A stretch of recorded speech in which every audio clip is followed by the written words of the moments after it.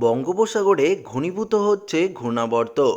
এর জেরেই আগামীকাল থেকেই পশ্চিমবঙ্গের জেলায় জেলায় শুরু হচ্ছে ঝড় বৃষ্টি।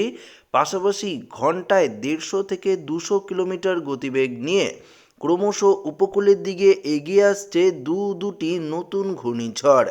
তবে কোন ঘূর্ণিঝড় ঠিক কোন উপকূলে আছড়ে পড়ার সম্ভাবনা রয়েছে, বাংলায় কি কোনো ঘূর্ণিঝড় আসার সম্ভাবনা রয়েছে, এই নিয়ে আবহাওয়া দপ্তরের তরফ থেকেই বা কী জানানো হয়েছে, সমস্ত কিছু এই ভিডিওটিতে একদম লাইভ আপডেটে আপনাদের সামনে তুলে ধরব।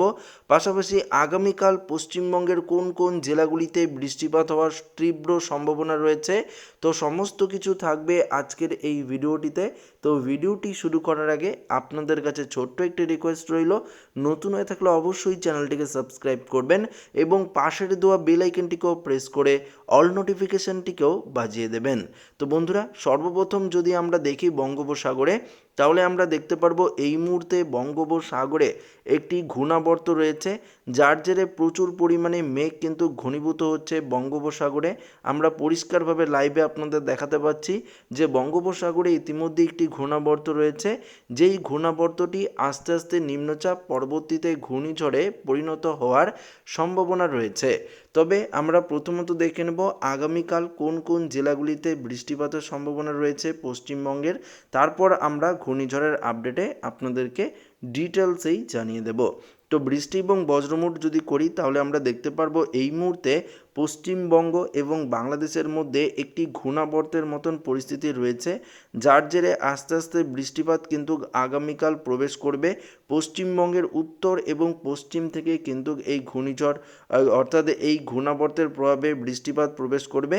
তবে আগামীকাল এই বৃষ্টিপাত প্রথমত জব্বলপুর, এলাহাবাদ, সিঙ্গারিলা এবং বিহার হয়ে এটা কিন্তু পশ্চিমবঙ্গের দিকে প্রবেশ করবে। দেখতে পাচ্ছি আমরা বিহার হয়ে, ধানবাদ হয়ে এটা পুরুলিয়া, তারপর বাঁকুড়া, তারপর আস্তে আস্তে এটা কিন্তু প্রবেশ করবে চিত্তরঞ্জন, আসানসোল এবং উত্তরবঙ্গের দিকে। পাশাপাশি বীরভূম, মুর্শিদাবাদের দিকেও কিন্তু এই ঘূর্ণাবর্তের প্রভাবে বৃষ্টিপাতের সম্ভাবনা থাকছে। আগামীকাল থেকে এই বৃষ্টিপাতের সম্ভাবনা থাকছে বিশেষ করে বীরভূম, মুর্শিদাবাদ এবং উত্তরবঙ্গের মালদার দিকে কিন্তু এই বৃষ্টিপাত হওয়ার তীব্র সম্ভাবনা রয়েছে। আমরা পরিষ্কারভাবে আপনাদেরকে দেখাতে পাচ্ছি দুমকা, নলহাটি থেকে শুরু করে এদিকে যদি আমরা দেখি মহাদেবপুর, এদিকে আমরা যদি আরেকটু দেখি তাহলে দেখতে পারবো যে এই যে জায়গাগুলো রয়েছে বীরভূমের বেশ কয়েকটি জায়গায় ভারী থেকে অতি ভারী বৃষ্টিপাতের সম্ভাবনা রয়েছে এবং কোথাও কোথাও শিলাবৃষ্টিও হতে পারে। তবে বিহারের দিকে এই বৃষ্টিপাত একটু বেশি হওয়ার সম্ভাবনা কিন্তু আমরা দেখতে পাচ্ছি। তবে এই বৃষ্টিপাতের প্রভাব কি পশ্চিমবঙ্গের এদিকে পড়ার সম্ভাবনা রয়েছে, অর্থাৎ কলকাতা, হাওড়া, হুগলির দিকে পড়ার সম্ভাবনা রয়েছে? আমরা যদি দেখি আগামীকাল তো কোনো রকম সম্ভাবনা নেই যে কলকাতা, হাওড়ার দিকে বৃষ্টিপাত হবে। তারপর পরশু যদি দেখি, পরশুতেও কোনো রকম বৃষ্টিপাতের সম্ভাবনা আমরা কলকাতা, হাওড়া, এদিকে যদি দেখি হুগলি, পাশাপাশি দীঘা, মন্দারমণি, কোনটাই, সুন্দরবন, এদিকে কিন্তু সেরকমভাবে বৃষ্টিপাত হওয়ার সম্ভাবনা কম রয়েছে, অর্থাৎ একদমই নেই বললেই চলে। তবে বাকি নদিয়া থেকে শুরু করে বীরভূম, পুরুলিয়া, বাঁকুড়া, এদিকে মুর্শিদাবাদ, মালদা, দিনাজপুরের দিকেও কিছুটা বৃষ্টিপাত হলে হতে পারে। তবে এদিকে কোচবিহার, আলিপুরদুয়ার বা জলপাইগুড়ি, সেদিকে কিন্তু কোনো রকম বৃষ্টিপাতের সম্ভাবনা নেই। দার্জিলিংয়ে হালকা পশলা বৃষ্টি হলেও হতে পারে। তবে অসমের দিকে কিন্তু সেরকমভাবে বৃষ্টিপাতের সম্ভাবনা নেই। অসমের গোয়ালপাড়া, গুয়াহাটি, তেজপুর, এদিকে ডিব্রুগড়, এদিকেও কিন্তু আকাশ পরিষ্কারই থাকছে। পাশাপাশি যদি আমরা দেখি বাংলাদেশের সিলেট বিভাগ, এদিকে ময়মনসিংহ, কালাই, রংপুর, রাজশাহী, মেরপুর, ঢাকা, কুমিল্লা, বরিশাল, খুলনা, এদিকেও কিন্তু আকাশ পরিষ্কারই থাকছে, বৃষ্টিপাতের সম্ভাবনা কিন্তু থাকছে না। ত্রিপুরাতে আমবাসা, আমরাপুর, উদয়পুর, এদিকেও যদি একটু দেখে নিই আমরা, আমবাসা, আমরাপুর, উদয়পুর, ভ্যালিনিয়া, এদিকেও কিন্তু কোনো রকম বৃষ্টিপাতের সম্ভাবনা নেই। অন্যদিকে আমরা যদি দেখি শিলচর, মণিপুরের দিকেও সেরকমভাবে যে বৃষ্টিপাত, সেটাও কিন্তু নেই, আমরা পরিষ্কারই আকাশ দেখতে পাচ্ছি। তবে বৃষ্টিপাতের সম্ভাবনা কিন্তু রয়েছে বিহার হয়ে, অর্থাৎ উত্তর পশ্চিম দিকে এই বৃষ্টিপাত কিন্তু প্রবেশ করবে এবং দিকে মুর্শিদাবাদ, বীরভূম, পাশাপাশি মালদার দিকেও কিন্তু এই বৃষ্টিপাত আস্তে আস্তে প্রবেশ কিন্তু করতে পারে। এটাই কিন্তু পরিষ্কারভাবে আমরা লাইভ আপডেটে আপনাদের দেখাতে পাচ্ছি এবং লাইভেও আপনারা কিন্তু পরিষ্কারভাবে বুঝতে পারছেন যে একটা বৃষ্টিপাত হওয়ার সম্ভাবনা কিন্তু রয়েছে আগামীকাল থেকে। আগামীকাল এবং পরশু এই দুদিনেই কিন্তু বৃষ্টিপাত হওয়ার তীব্র সম্ভাবনা কিন্তু আমরা এই মুহূর্তে দেখতে পাচ্ছি। তো পরিষ্কার বুঝতে পারছেন, তো যদি এই বৃষ্টিপাত হয় তাহলেই কিন্তু একটা জাঁকিয়ে শীত পড়ারও সম্ভাবনা রয়েছে। প্রচণ্ড একটা কনকনে ঠান্ডারও পূর্বাভাসও কিন্তু রয়েছে, আবহাওয়া দপ্তরের তরফ থেকে দেওয়া হয়েছে। এবং আমরাও যদি আপনাদেরকে তাপমাত্রা করে দেখাই তাহলে আপনারা বুঝতে পারবেন যে আগামীকাল যদি আমরা সকালের দিকে তাপমাত্রা দেখি তাহলে বুঝতে পারবেন যে কত ডিগ্রি সেলসিয়াস রয়েছে। আগামীকাল যদি দেখি সকালের দিকে 14 ডিগ্রি, কলকাতা, হাওড়া, হুগলি এদিকে 15 ডিগ্রি, এদিকে আবার চন্দ্রনগর, শান্তিপুর, নদিয়ার দিকে 13 ডিগ্রি থাকছে, বর্ধমানে 13 ডিগ্রি থাকছে, বাঁকুড়া, পুরুলিয়া এদিকেও 13-14 ডিগ্রি থাকছে। আমরা যদি আরেকটু দেখে নিই তাহলে খড়গপুর, ঝাড়গ্রাম এদিকেও 15 ডিগ্রি থাকছে আগামীকাল তাপমাত্রা। এদিকে সুন্দরবনের দিকেও যদি আমরা দেখি 15 ডিগ্রির মধ্যে থাকছে।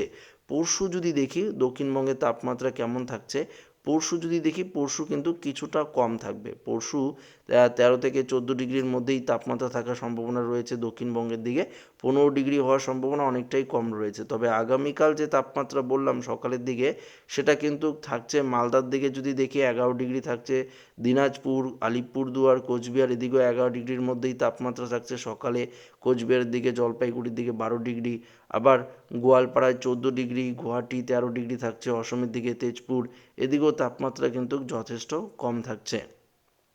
ত্রিপুরার দিকে যদি দেখি ত্রিপুরার আমবাসা, আগরতলা, আমরাপুর এদিকে 11-12 ডিগ্রি, 13 ডিগ্রি সেলসিয়াস তাপমাত্রা থাকছে।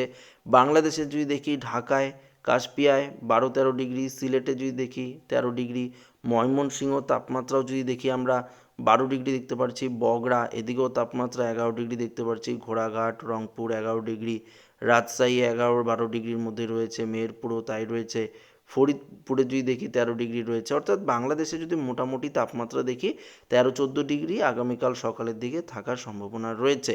দুপুরের দিকে অবশ্যই পরিবর্তন হবে। দুপুরের দিকে যদি আমরা দেখি তাপমাত্রা যথেষ্ট পরিবর্তন, দুপুরের দিকে আবার 25-26 বা কোথাও 27 ডিগ্রির মধ্যেই তাপমাত্রা কিন্তু থাকতে পারে আগামীকাল। তবে আগামীকাল কিছুটা তাপমাত্রা দক্ষিণবঙ্গের দিকে কিন্তু বাড়ারও সম্ভাবনা থাকছে। তো বন্ধুরা, তাপমাত্রা তো গেল, এবার ঘূর্ণিঝড়ের আপডেটে যদি আমরা চলে যাই এবং আমরা সরাসরি আপনাদেরকে জিএফএস মডেল থেকেই দেখানোর চেষ্টা করব।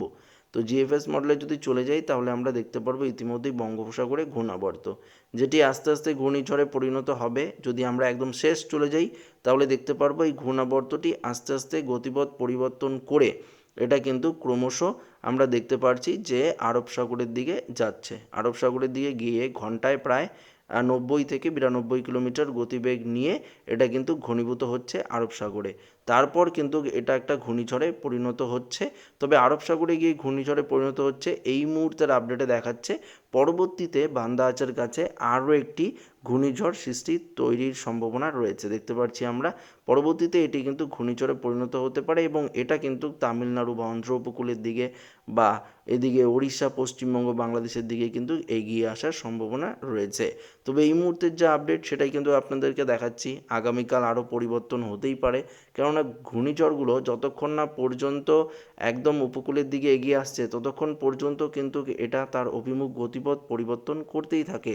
দেখতে পাচ্ছেন এখানে 13 তারিখ লাস্ট আপডেট দেখাচ্ছে জানুয়ারির। যখন আগামীকাল 14 তারিখ দেখাবে তখন দেখতে পারবেন যে এর অভিমুখ বা গতিপথ অবশ্যই পরিবর্তন হয়েছে। তখন আপনাদেরকে আবারও আপডেট আমরা দিয়ে দেব এবং বিশেষ করে এই মুহূর্তে যে আপডেটটিতে দেখাচ্ছে যে বৃষ্টিপাতের সম্ভাবনা আগামীকাল কোন কোন জেলায় রয়েছে, পরশু কোন কোন জেলায় রয়েছে, তবে পরিবর্তন অবশ্যই হতে পারে বৃষ্টিপাতের। তো সেই নিয়েও আগামীকাল একটা নতুন ভিডিও থাকবে। তো আজকের ভিডিওটা এখানেই শেষ করছি। ভালো লাগলে লাইক করবেন, বন্ধুদের সাথে শেয়ার করবেন, নতুন থাকলে চ্যানেলটিকে সাবস্ক্রাইব করে নেবেন। ধন্যবাদ।